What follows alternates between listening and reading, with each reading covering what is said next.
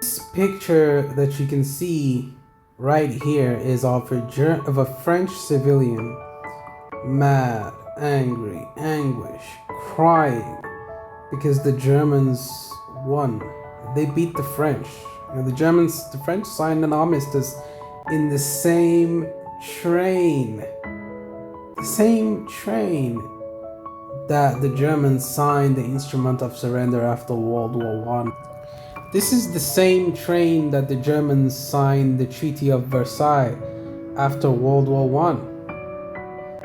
This was to humiliate the French contingent and to make them know who the boss is. Now, these guys over here in the back are the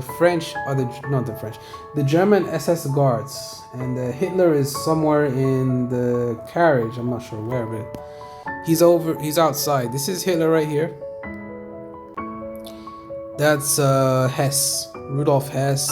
That's Goering, and I don't know who that is. I think that's Keitel, maybe. I don't know, but I know for sure that's Hess, that's Goering, that's Hitler. I don't know who that is. Now, this train right here, that's where the Germans signed the instrument. Well, yeah, I already told you guys that, but they signed the instrument of surrender at Versailles. Very, just to humiliate the French and really rub in the victory, the Germans did the same shit that they did to them. Just to get that revenge, sweet, sweet revenge.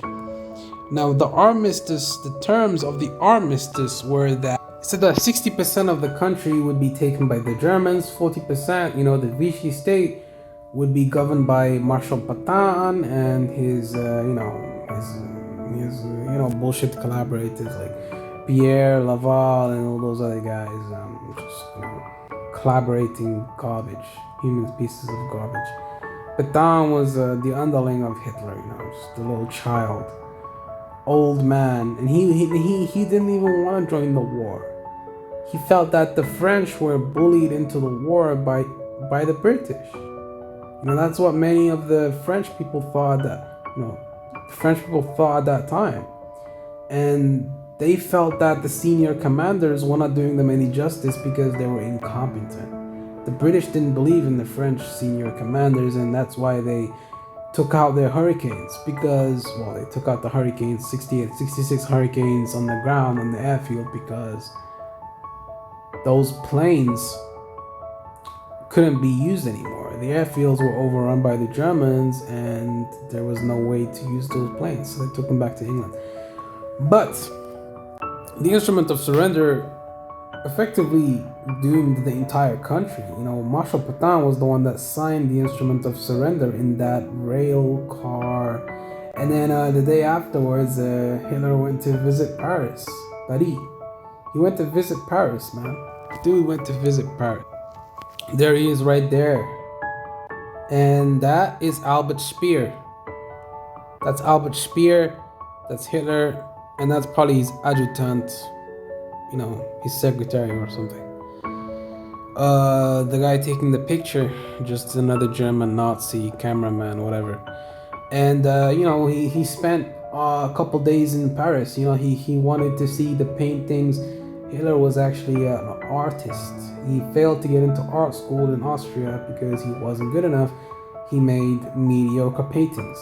There's probably paintings around to this day that Hitler drew that are in the hands of neo-Nazis and stuff like that.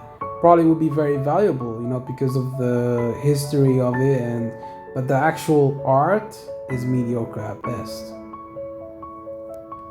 Just think about it. Imagine Hitler became an artist. Imagine he became a fucking artist. Imagine that art school gave him the artist that he wanted. Imagine that art school fucking let him in. Like, he would be an artist. Holocaust wouldn't have happened. And if Himmler stayed as a farmer, he was a farmer. That's what he was. Then the Holocaust wouldn't have happened. And imagine that, Speer was always going to be an architect. That was his natural calling for life. And I have a really hard time understanding why Albert Speer didn't get the death penalty, because he was working closely with Himmler, and Himmler was dragooning hundreds of thousands of laborers into working for the Germans. And that's why Speer was able to pull off that miracle, the economic miracle of 1944. How did that happen? Because the SS dragooned hundreds of thousands and millions of civilians into forced labor, and if they didn't do their job, they would be shot and killed. Speer took advantage of that, and he was able to produce large amounts of weapons and equipment for the German army. He was the head of armaments production in 1944. Hitler gave him that because Goering was incompetent. Goering was living a life of lavish. Goering was a drug addict that was indulging in just taking all of the treasures of Europe, plundering all of Europe for resources and taking everything that he wanted and putting it into his armored car. His armored... You see right there? That's the Germans... I can't need to get rid of that insignia. But this is the stolen art collections that Goering was indulging in. He was living a life of lavish and a life of drugs. He was addicted to methamphetamine and all these other things and painkillers and opiates. He was constantly high, indulging in large amounts of food. He was fat, very greedy, didn't give a fuck about the war. He was an opportunist that took advantage of the war. He didn't care about anything else. He just wanted to make money. Just like a lot of people, just like I.G. Farben. I.G. Farben was paying the Nazis in return for dead bodies. Dead bodies of Jews.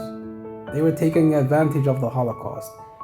The I.G. Farben, those guys were using human bodies to make rubber for the Germans.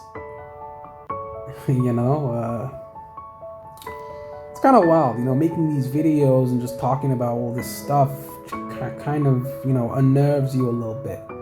The stuff that these people did was kind of crazy, man. Like, not just kind of, insane, just not out of this world insane. The dead body. After the Jews get killed in the gas chambers, they would take their valuables and use that for the war effort. They would use that to fund exorbitant schemes, to fund their expeditions. That's what Goering did. He used it to fund his expeditions. They gave it as presents to U-boat commanders coming back from attacking Allied shipping. Now, of course, the U-boat commanders, they knew what was going on. They found out soon enough where the jewelry is coming from and all this other stuff. Stealing, looting dead bodies, that is a whole new high. That's a whole new low that you can reach, right? It's the highest, that's the lowest of the low, actually, to me, in my opinion.